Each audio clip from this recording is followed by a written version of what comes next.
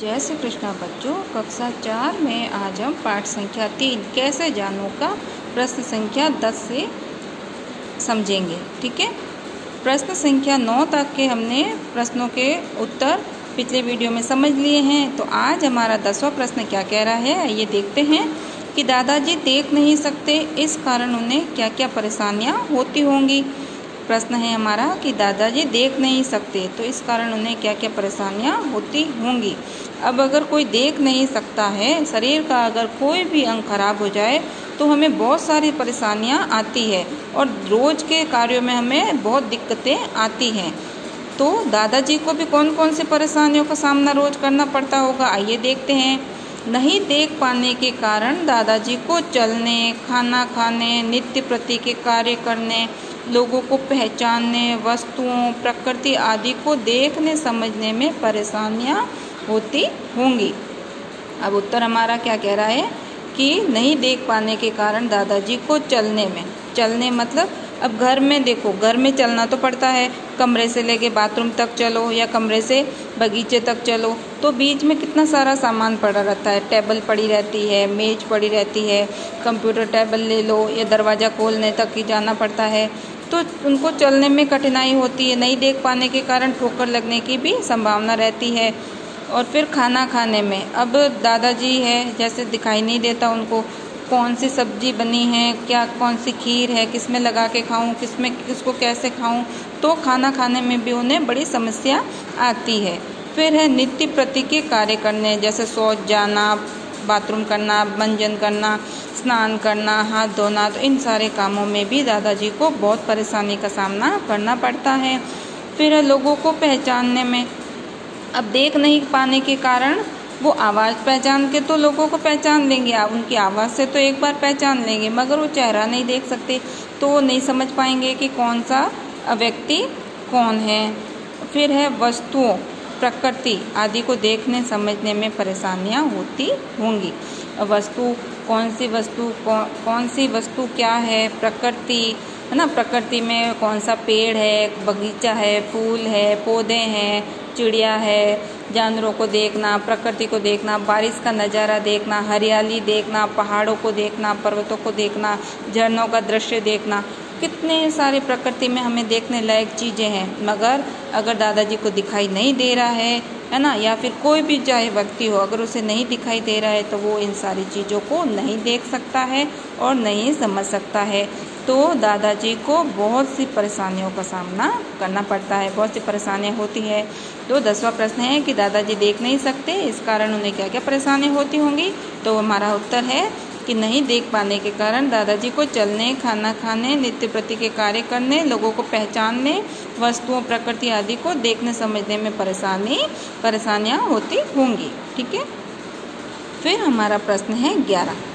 प्रश्न 11 है कि दादाजी को कैसे पता चला कि जलेबियां बन रही है। हमें किसी किसी चीज़ का कैसे पता चला है कि वो चीज़ है, कैसे पता चलता है?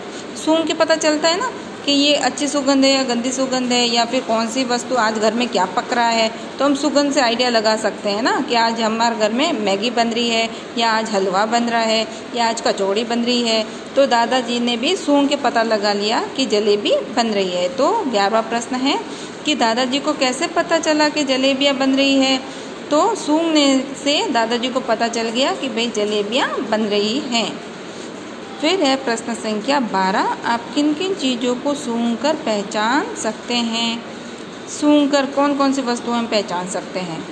तो उत्तर है हमारा कि हम निम्न चीज़ों को सूंघकर पहचान सकते हैं। अब वो निम्न चीज़ें कौन कौन सी है, आइए देखते हैं। गर्म जलेबी, गर्म हलवा, फल फूल, मिट्टी का तेल, पेट्रोल, लहसुन, प्याज आदि को हम सूंघकर पता लगा सकते हैं कि ये प्याज है, ये गर्म जलेबी है, ये गर्म हलवा है। मिठाई का नाम लेते ही मुंह में पानी आना शुरू हो गया ना बच्चों? हाँ, मुंह में पानी नहीं लाना है, अभी पढ़ाई कर लो, फिर मम्मी से बोलना कि मम्मी अभी लॉकडाउन चल रहा है, हम घर पे ही बैठे हैं, बाजार का तो खा नहीं सकते, गर्मा गर्म हलवा बना दो हमारे लिए, या फिर गर्मा गर्म जलेबी बना दो। ठीक है, तो अभी पढ़ाई पे ध्यान दो। ठीक है, तो पहला है गर्म जलेबी। गर्म जलेबी की खुशबू से हम पहचान सकते हैं, सूंघ के उसे पता लगा सकते हैं कि ये गर्म जलेबी बन रही है। गर्म हलवे को हम सुगंध से पहचान सकते हैं। फल तरबूज का है, खरबूजा है या केला है, आम है। आम की खुशबू तो बहुत ही मनमोहक होती है ना, पता लगा सकते हैं आम मीठा है या खट्टा है। फिर फूल, गुलाब का फूल, चमेली का फूल, ये सब फूलों की खुशबू बहुत अच्छी लगती है हमें, तो इन्हें हम सूंघ के पहचान सकते हैं। मिट्टी का तेल, मिट्टी के तेल में भी सुगंध होती है तो उसे भी हम पहचान सकते हैं। पेट्रोल है, कभी पेट्रोल पंप वगैरह जाते हैं तो पेट्रोल जब भरता है, गाड़ी में भरा जाता है तो उसकी स्मेल आती है, हमें सुगंध आती है ना, तो हम सूंघ के पता लगा सकते हैं कि ये पेट्रोल है। फिर लहसुन, लहसुन को भी हम सूंघ के पता लगा लेंगे, और प्याज को भी सूंघ के पता चल जाएगा कि ये प्याज है। ठीक है, तो इन सारी वस्तुओं को हम सूंघ के पता लगा सकते हैं, पहचान सकते हैं कि ये वस्तुएं कौन सी हैं, चीज़ें कौन सी हैं। फिर प्रश्न संख्या 13 है हमारा कि सर्दी जुकाम होने पर हमें किन किन बातों का ध्यान रखना चाहिए। ठीक है, सर्दी जुकाम होने पर हमें किन किन बातों का ध्यान रखना चाहिए। उत्तर है, सर्दी जुकाम होने पर हमें रुमाल या टिश्यू पेपर साथ रखना चाहिए।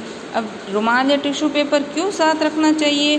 क्योंकि सर्दी जुकाम होता है तो हमारा नाक बंद हो जाता है या नाक बहता रहता है, दोनों चीज़ हो सकती है, और बार बार छींकें भी आती है।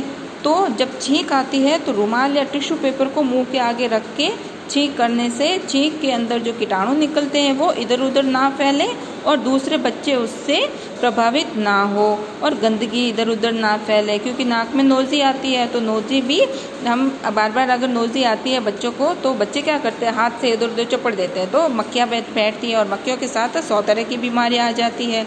तो उससे बचने के लिए हमें रुमाल या टिश्यू पेपर हमेशा साथ रखना चाहिए, और इसी से नाक साफ करें और इधर उधर गंदगी ना फैलाएं, है ना।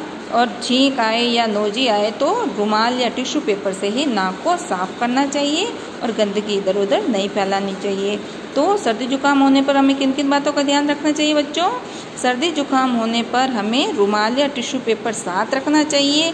भली बाहर खेलने जा रहे हो या विद्यालय जा रहे हो, कहीं पर भी जाओ तो पहली बात तो अगर सर्दी जुकाम ज़्यादा है तो रेस्ट करनी चाहिए घर पे 1-2 दिन, और एकदम ठीक हो जाए तभी स्कूल या आना चाहिए या खेलने जाना चाहिए, ताकि दूसरे बच्चे आपके सर्दी जुकाम की चपेट में ना आ जाएं, है ना। और डॉक्टर से इलाज कंटिन्यू रखना चाहिए, और फिर इसी मतलब रुमाल या टिश्यू पेपर से नाक को साफ करें और गंदगी इधर उधर नहीं फैलानी है।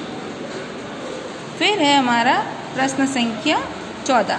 प्रश्न संख्या 14 है कि क्या तुम्हें भी कभी किसी का छूना अच्छा नहीं लगा? अगर नहीं लगा तो क्यों? तो प्रश्न है हमारा कि क्या तुम्हें भी किसी का छूना अच्छा नहीं लगा? अगर अच्छा नहीं लगा है तो वो क्यों अच्छा नहीं लगा है, कारण भी बताना है।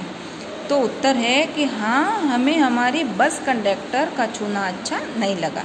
अब बच्चों, विद्यालय में भी अगर आपको कोई टीचर पढ़ाते हैं, है ना, कोई टीचर आपको पढ़ा रहा है और वो आपको प्यार दुलार कर रहा है, मगर एक प्यार दुलार होता है अपना बच्चा समझ के, मगर एक गाल पे हाथ फेरना, पीठ पे हाथ फेरना या पैरों पे हाथ फेरना, तो ये चीज़ें कभी भी नहीं होने देना है हमें, है ना। इस तरह का छूना गलत होता है। बार बार एक गाल पे हल्की सी थपकी देना या पीठ पे हल्की सी थपकी देना तो वो गलत नहीं होता है। बहुत देर तक गाल पे हाथ घुमाते रहना, पीठ पे हाथ घुमाते रहना या पैरों पे हाथ घुमाते रहना, बार बार शरीर को टच करना, तो वो चीज़ें गलत होती हैं।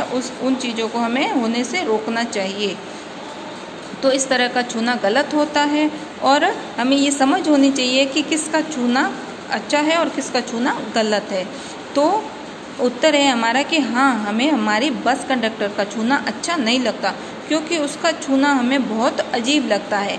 अब अजीब कैसा होता है, अभी बताया ना आपको कि जैसे गाल पे हल्की सी एक बार थपकी दी ना कि भाई हाँ, वेल डन, बहुत अच्छा, शाबाश, ऐसा करके गाल पे हाथ फेरते हैं, बच्चों को भी करते हैं ना, वेरी गुड, या पीठ थपथपा दी कि वेरी गुड, बहुत अच्छे मार्क्स आए हैं आपके, बहुत अच्छा, आगे भी करना, वो तक तो ठीक है। मगर उससे ज़्यादा गाल को बार बार हाथ हटाना ही नहीं, गाल से पीठ पर से हाथ नहीं हटाना, पीठ पर हाथ मसलते रहना बार बार, या पैरों को बार बार टच करते रहना, तो वो चीज़ें गलत होती है, वो अजीब चीज़ होती है। तो हमें इन चीज़ों को होने से हमेशा रोक देना चाहिए वहीं पे तुरंत। अगर फिर भी ना माने बच्चों तो हमें अपने प्रिंसिपल क्लास टीचर से या फिर जो टीचर कर रहा है उसकी शिकायत अपने प्रिंसिपल सर या मैम से करनी चाहिए। अगर फिर भी और घर पे भी इस बात की जानकारी ज़रूर दे देनी चाहिए कि हमारे साथ विद्यालय में आज ये घटना हुई, मुझे उन टीचर्स का या उन मैम का छूना अच्छा नहीं लगा, तो आप स्कूल में आके बात कीजिए। तो इन चीज़ों को कभी भी बच्चों इग्नोर मतलब इन चीज़ों को कभी भी अनदेखा नहीं करना है। कभी भी ऐसा अजीब लगे आपको छूना 1 या 2 बार, तो तुरंत अपने टीचर्स से, अपने प्रिंसिपल से या फिर अपने घर वालों से सलाह ज़रूर लेनी चाहिए कि भाई आज मेरे साथ स्कूल में ये घटना हुई, तो अब मुझे क्या करना चाहिए और मुझे कैसे सतर्क रहना चाहिए। ठीक है बच्चों, तो हमने प्रश्न संख्या 10 से 14 तक के प्रश्नों के उत्तर आपको समझाए हैं। इनको आपको कॉपी में लिखना है, सुंदर राइटिंग में, और अच्छे से याद भी करना है। ठीक है, आगे के प्रश्नों को हम अगले वीडियो में समझाएंगे। जय श्री कृष्ण।